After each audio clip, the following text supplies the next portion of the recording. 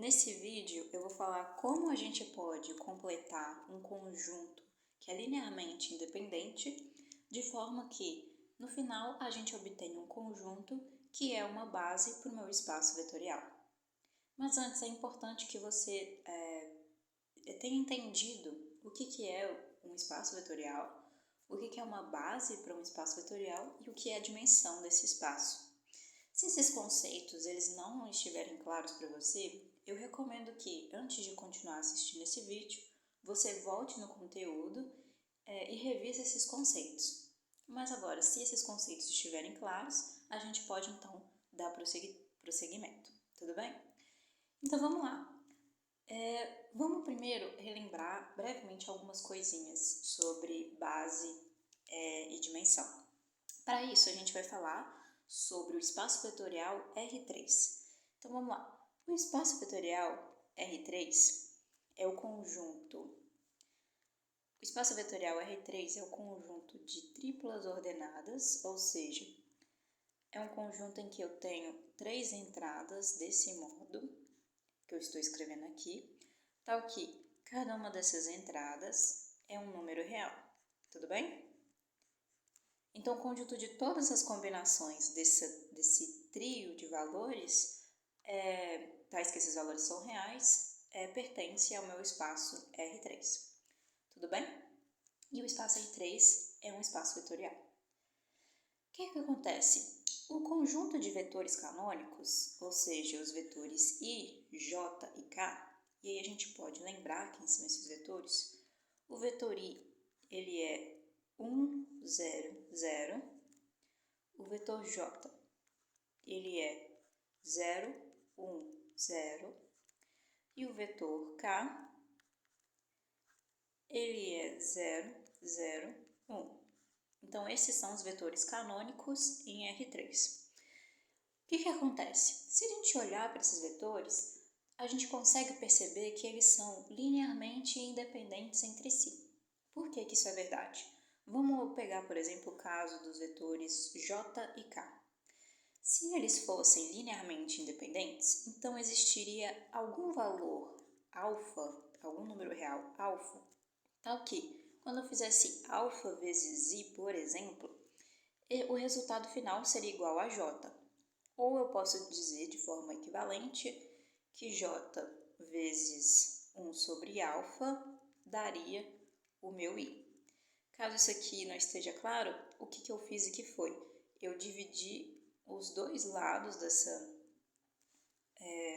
equação por 1 sobre alfa, multipliquei aqui por 1 sobre alfa, multipliquei esse outro lado por 1 sobre alfa, e aí só reescrevi aqui embaixo, tudo bem?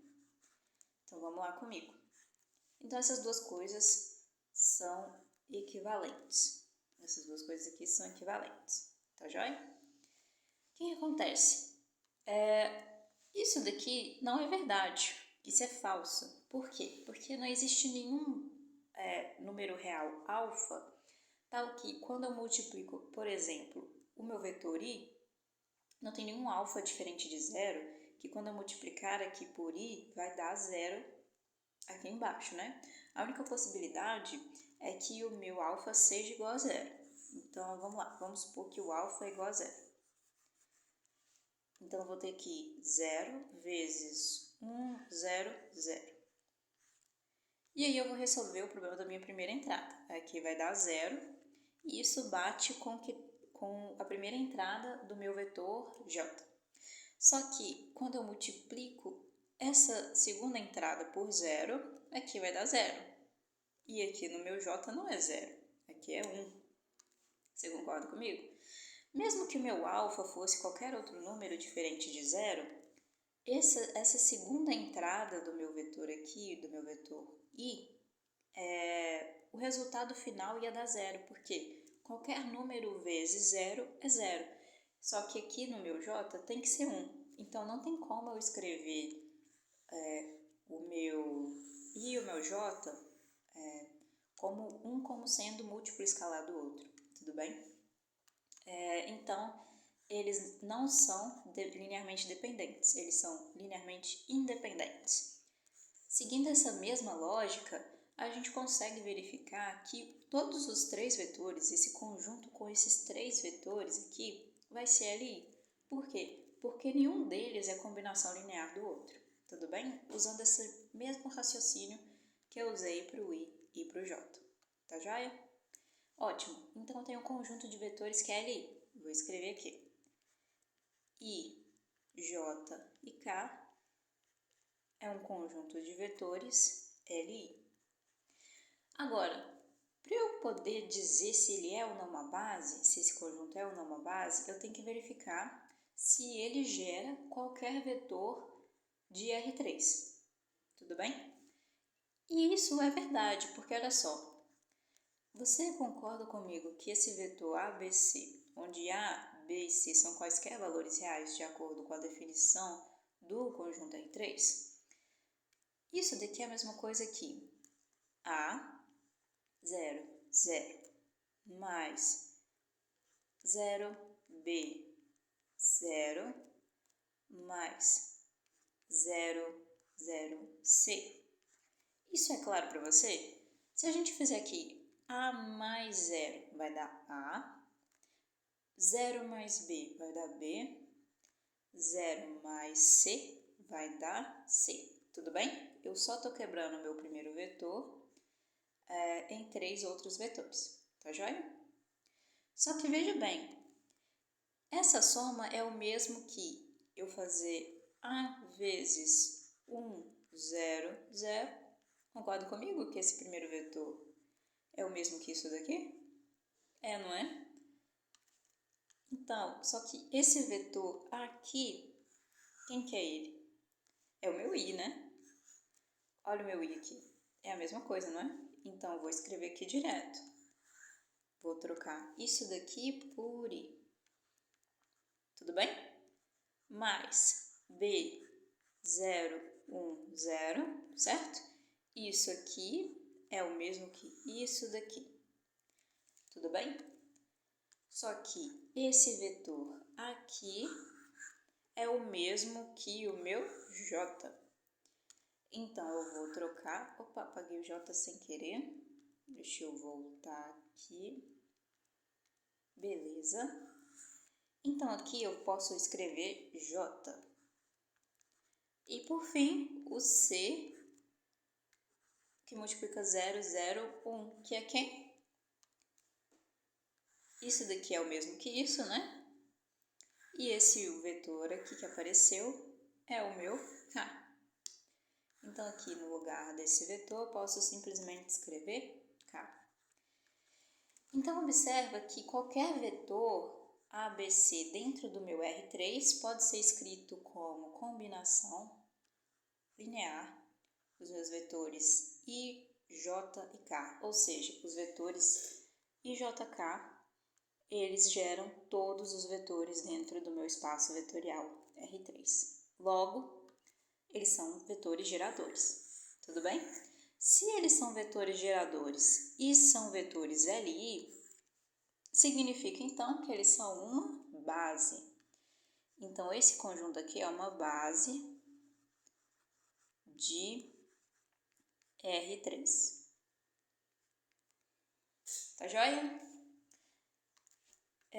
Espero que tenha ficado claro, tudo bem? Caso não tenha ficado claro, eu recomendo que volte no início dessa explicação antes de prosseguir, tá? Porque a gente vai precisar disso para o próximo passo. Por quê? O nosso próximo passo agora vai ser encontrar uma base para o R4. Só que a gente vai usar a mesma analogia do caso do R3. Aqui a gente tem vetores que o primeiro vetor ele tem 1 na primeira posição, o restante é 0. O segundo vetor tem 1 na segunda posição e o restante é 0. O terceiro vetor tem 1 na terceira posição e o restante dos valores é 0. A gente pode estender isso para espaços vetoriais com dimensões maiores ou menores. Então, por exemplo, no meu R2,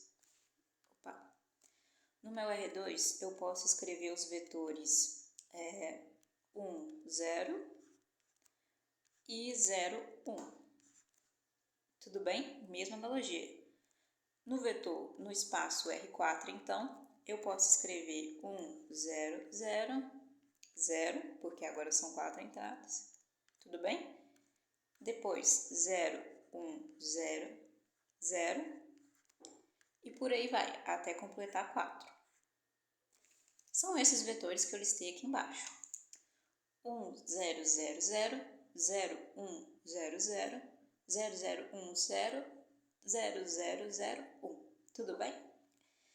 E pela mesma lógica que a gente usou no caso do R3, quando a gente discutiu, né, do porquê que esses vetores I, J, K, eles são uma base para o meu R3, esses vetores que eu escrevi aqui embaixo, esses vetores aqui, eles vão ser uma base do R4, tá joia? E o que acontece? A gente viu que dimensão é igual à quantidade de elementos que eu tenho dentro da minha base. Logo, aqui eu tenho 1, 2, 3, 4 vetores, então a dimensão desse espaço vetorial R4 só pode ser igual a 4. Tudo bem? Espero que tenha ficado claro, tá joia? Com isso, a gente pode tentar responder essa segunda pergunta. Aqui foi dado um conjunto que tem 2 vetores, tudo bem? E o que ele pergunta é, esse conjunto aí que foi dado, ele também é uma base de R4? Pausa o vídeo e tente responder a pergunta. A resposta é não. Por que que esse conjunto aqui, ele não é uma base para o meu R4? Porque ele tem apenas 2 vetores e a gente viu aqui em cima que a dimensão do meu R4 é igual a 4. Então, para que eu possa dizer que um conjunto é ou não uma base do meu R4, eu preciso ver a quantidade de elementos desse conjunto. Se o conjunto tiver 4 vetores e, tem que lembrar, eles têm que ser linearmente independentes e tem que gerar o R4, tudo bem? Satisfeitas essas condições, então eu vou ter uma base para o meu R4. A justificativa neste caso dessa pergunta aqui é simplesmente o fato desse conjunto ter apenas 2 vetores ao invés de 4. Mas aí é que entra o assunto desse vídeo. Por quê? Se a gente olhar esses 2 vetores que foram dados, ou seja, os vetores menos 1, 0, menos 3, e o vetor menos 3, 3 e 2, a gente pode verificar que eles são linearmente independentes. Um não é múltiplo escalar do outro. Por que eu estou afirmando isso? Existe uma forma que você pode verificar se eles são ou não linearmente independentes. Para isso você precisa resolver um sistema linear, mas eu vou fazer de uma forma mais simples, análoga com o que eu fiz aqui em cima, no caso dos vetores canônicos no R3. Olha só, aqui eu tenho um 0, tudo bem? Se esses vetores fossem múltiplos escalares um do outro, então existiria algum alfa, qualquer alfa, tá? Dentro dos números reais, tal que quando eu multiplicasse, por exemplo, por esse vetor aqui,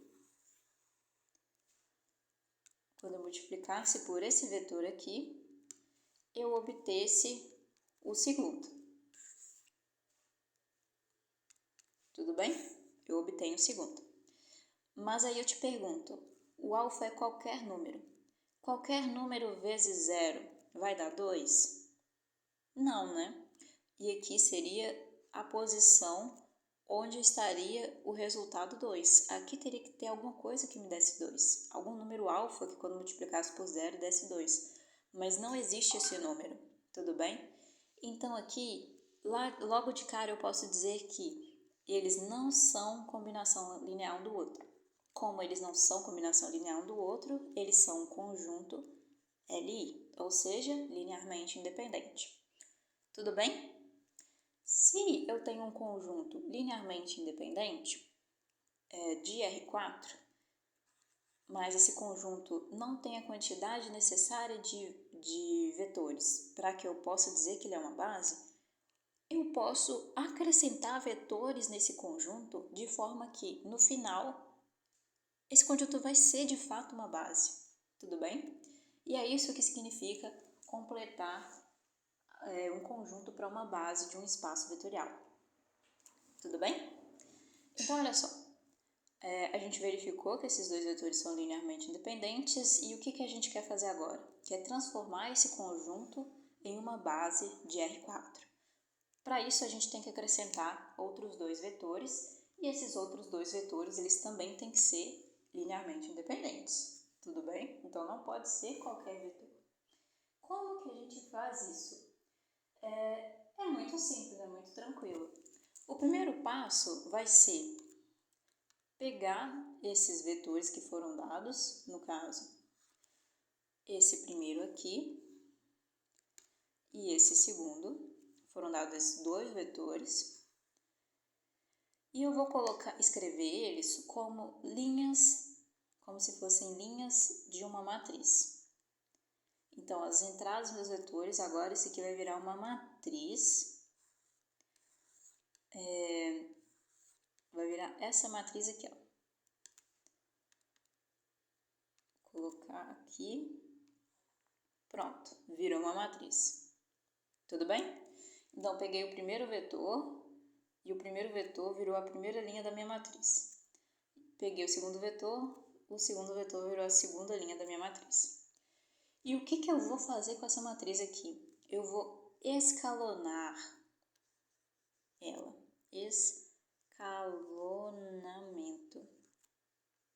Escalonamento. Eu vou escalonar essa matriz. Eu não vou fazer o passo a passo de como escalonar essa matriz aqui, mas no final o resultado vai ser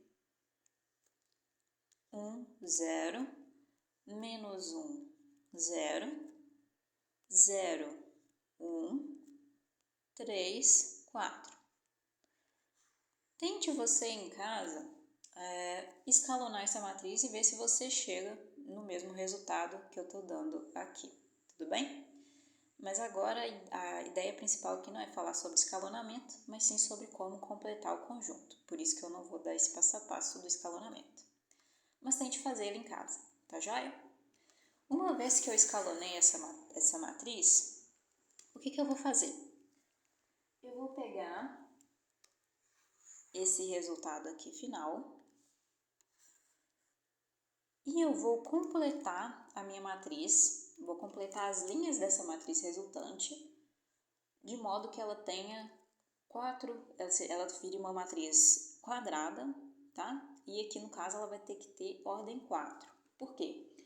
Porque aqui eu tenho 1, 2, 3, 4 colunas. Eu tenho que acrescentar, eu tenho que completar linhas, né? Então, faltam mais 2 linhas para que essa matriz vire uma matriz 4x4. Tudo bem? Aqui, por enquanto, ela é uma matriz 2x4. E para virar uma matriz 4x4, eu vou precisar, para virar uma matriz quadrada, né? Como eu só posso acrescentar linhas e não remover colunas, eu tenho que acrescentar mais 2 linhas aqui. Beleza? Então, vamos lá. Quais linhas que a gente vai acrescentar nessa matriz para que ela vire uma matriz 4x4? Primeiro, vamos organizar as linhas que a gente já encontrou, as linhas que a gente já tem aqui. Quando a gente tem uma matriz escalonada, reduzida, de ordem 4x4, a cara dela vai ser uma matriz identidade, certo? Ou seja, isso daqui que eu estou colocando aqui do lado. Uma matriz escalonada reduzida 4x4 tem essa carinha aqui, certo? Só que olha só, na minha primeira linha, eu tenho um pivô, aqui na minha primeira posição, então aqui está correto. E na minha segunda linha, eu deveria ter um pivô na segunda posição, certo? Na segunda coluna. igual tá aqui na minha matriz de identidade de referência. Mas aqui não é o caso. O meu pivô, ele tá aqui, na terceira coluna. Só que o pivô, ele aparece na terceira coluna, na terceira linha, certo?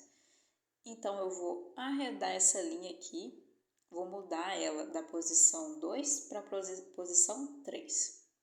E agora tá certo. O pivô da minha primeira linha está na primeira coluna, o pivô da minha terceira linha está na minha terceira coluna. Tudo bem? Então, esse é o primeiro passo. A gente primeiro reorganiza as linhas que a gente já encontrou para a nossa matriz. Qual que é o próximo passo? O próximo passo é muito simples. Essa daqui é a minha segunda linha, certo?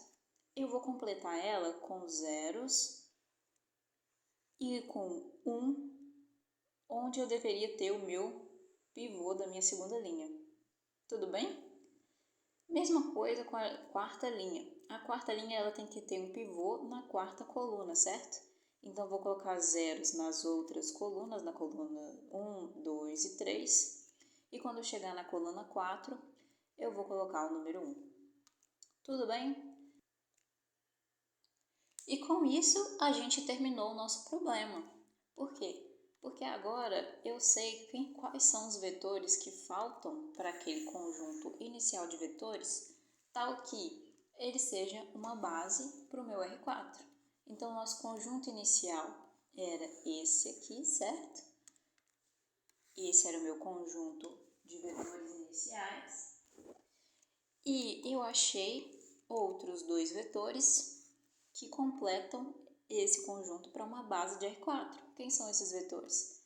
Esse vetor aqui, que é o 0, 1, 0, 0, e esse vetor aqui, que é 0, 0, 0, 1. Então, agora sim, eu tenho uma base. Deixa eu só arredar aqui.